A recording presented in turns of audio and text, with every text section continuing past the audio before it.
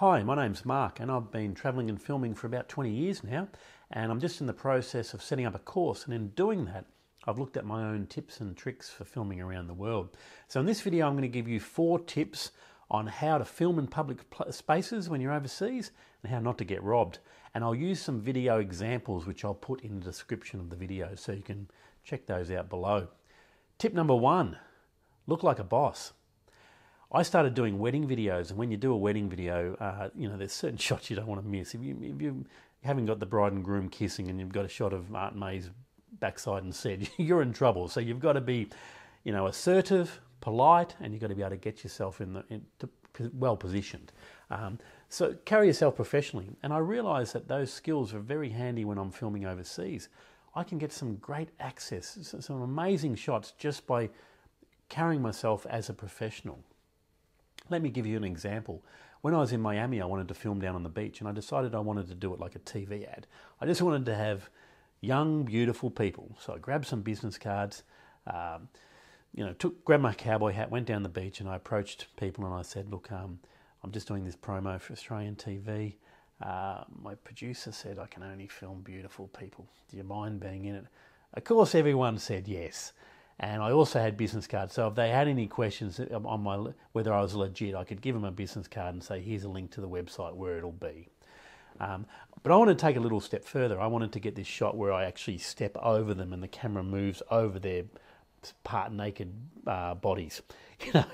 And so I'm stepping, sand's going everywhere, and I'm stepping on their towels, but everyone let me do it because I'd already established myself as a professional. I said, they were willing to go that extra mile. So it's amazing the shots you can get if you just carry yourself as a professional.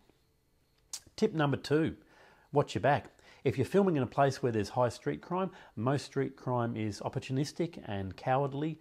Make sure no one's following you. Look out for suspicious people. If someone is following you, just walk into a shop. If you're aware of your environment, you can stop a lot of crime happening because, as I said, most criminals, they want an easy target. Now, the example I'm using here is when I filmed in Belize City. Now, there are parts of Belize City where, as a tourist, you really don't want to go, let alone get your camera out. There's a lot of gangs, a lot of gang-related crime. Like George Street, for example. Now, how do I know about George Street? Is because before I filmed there, I sussed everything out. I talked to people. So the place where I did my video in Belize City was a high traffic area, a lot of people, gang neutral, and so I'd already sussed out it was pretty safe. I did approach some drug dealers before I started filming, and what was funny is that they knew my movements that whole morning. They'd known everywhere I went. So if you're not watching them, they're watching you. Tip number 3, find allies. If you're filming in a country where you don't speak the language, what are you going to do if someone tries to rob you? Sign language. Always try and find local people who can show you around. And then you can learn a little bit more too also. That's the other benefit. If you are with someone who speaks the language, if there is a problem, they can usually sort it out. So always try and find allies. The example video I want to use here is when I filmed in downtown East Side in Vancouver. So Vancouver is a very safe city, pretty much because they've corralled all their homelessness, drug use and prostitution into one little area called downtown East Side. Now I wanted to film the street market, so basically where homeless people and drug addicts sell all sorts of junk. And to do that, I first approached someone down there, a tall native Canadian guy called Rick, and I said, Rick, look, I just want to interview people down here. Do you mind if I interview you? Yeah, sure, man. I love the idea. So I already had someone to watch my back. Then I had to approach the drug dealers because in this part of town, on that corner, is the biggest drug corner in the whole of Canada. So they turn over 100, 200,000, I can't remember the figures, so much money a day in $10 and $20 bags of ice. So you can imagine a lot of aggressive people getting around. And I'd seen on YouTube that a TV crew went down there and the presenter got smashed over the head with the bottle. So I wanted to so I approached the drug dealer, very easy to spot because he had the tracksuit top on and the gold chains and the brand new runners. And I just said, look, I want to do some interviews down here. Who don't I film? And he said, well, you don't film me and you don't film any dealing that's happening here.